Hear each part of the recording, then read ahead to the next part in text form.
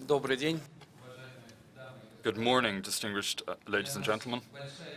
It's a great honor for us, and indeed a great responsibility, to host in the northern capital of Russia, St. Petersburg, to host the participants and guests of this great global anti-corruption forum. On behalf of the Russian Federation, I would like to make the following address. To the participants and guests of the 6th session of the Conference of States Parties of the United Nations Convention Against Corruption. Distinguished friends, I welcome you to the opening in St. Petersburg of the 6th session of the Conference of States Parties to the United Nations Convention Against Corruption. Today's conference is taking place on the 70th anniversary of the establishment of the United Nations organization.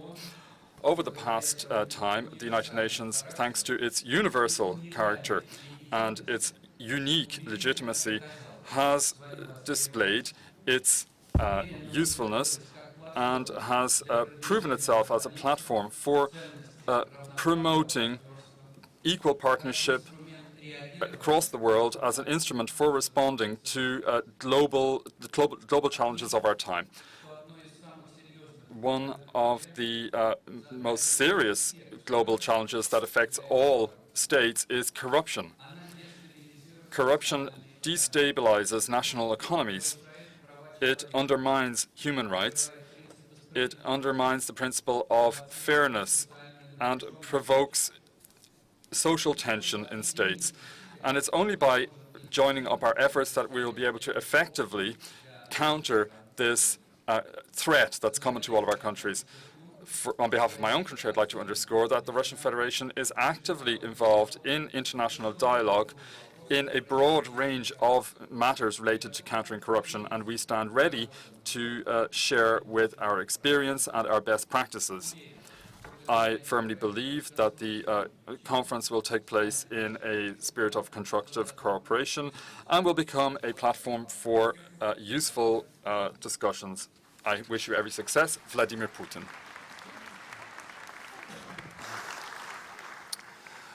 Уважаемые коллеги, Distinguished colleagues, for more than 10 years now, the United Nations Convention Against Corruption has been serving as a universal international legal document on the basis of which our countries are fighting the threat of corruption. I'd like to note that this unity of principled basic approaches increases the effectiveness of our efforts at the national level. It helps us to create effective international partnerships, and the Russian Federation participates very actively in these partnerships within the United Nations and also using other international formats such as BRICS, the OECD, GRECO, the OECD, the Group of 20, and FATF, of course. It's very important to note that the system of anti-corruption standards that we've created does not just apply to states. It also encompasses the private sector and civil society too. In 2012, a implementation review was carried out, implementation of the convention, and our legislation was recognized as meeting world standards and the standards set by the convention. We are continuing to pay attention to both bilateral and multilateral initiatives in the field of countering corruption, money laundering, and legalization of ill-gotten gains. And we see that our success in this area has enabled us to improve the business climate and the climate in society as a whole. Sociological surveys show that the citizens of Russia are noting positive trends in the sphere of the fight against corruption. Just about 10 days ago, a very broad and detailed survey was published by the Russian Sociological Service, and in this survey, citizens were asked with respect to their attitude towards corruption and towards anti-corruption efforts. For the first time in 10 years, this index or survey, which is determined on the basis of the difference between positive and negative responses. So for the first time in 10 years, the majority of the citizens of Russia who responded to the survey noted positive responses. In 2005, it was only 30% that said that they saw progress in the direction of improving the state of affairs when it comes to corruption. 41% at that time noted a very high level of corruption in society.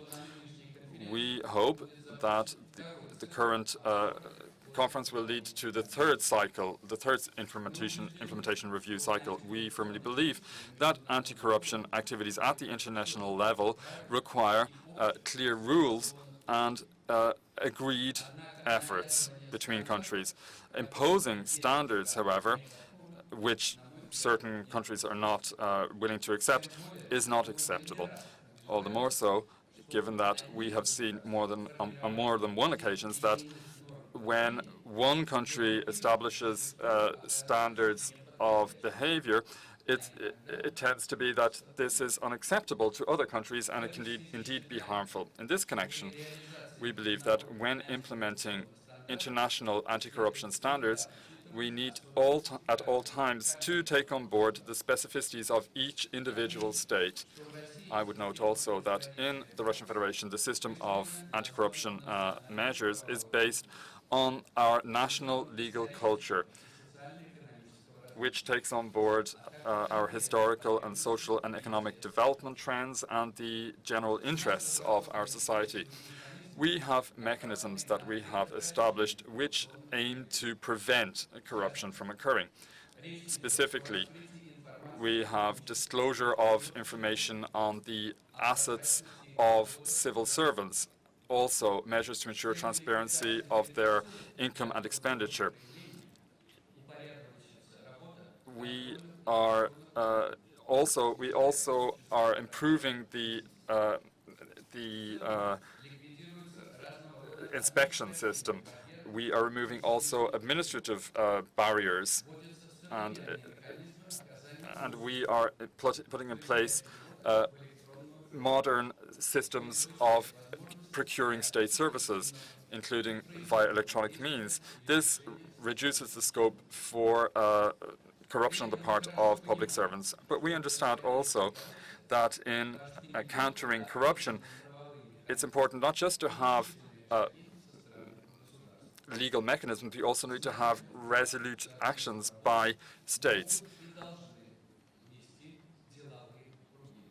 And we also need to have the private sector involved.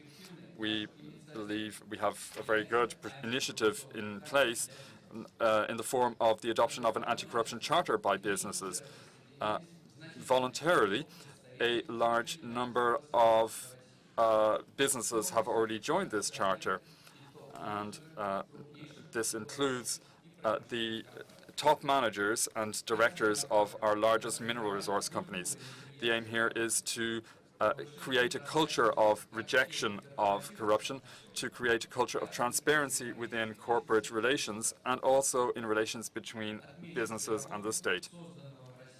We also have an institution under the auspices of the President of the Russian Federation to protect the rights of entrepreneurs. The aim here is to protect the rights of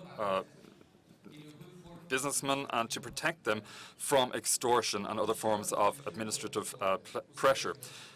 Another example of our effective measures to counter corruption includes the involvement of civil society. In the convention mechanisms, we have provision for non-governmental organizations to participate, and this is as it should be. Achieving good results when it comes to countering corruption requires the full implication of all elements of society. Ladies and gentlemen, we face a difficult and challenging week, and I wish you every success in improving our collective anti-corruption efforts. Thank you for your attention.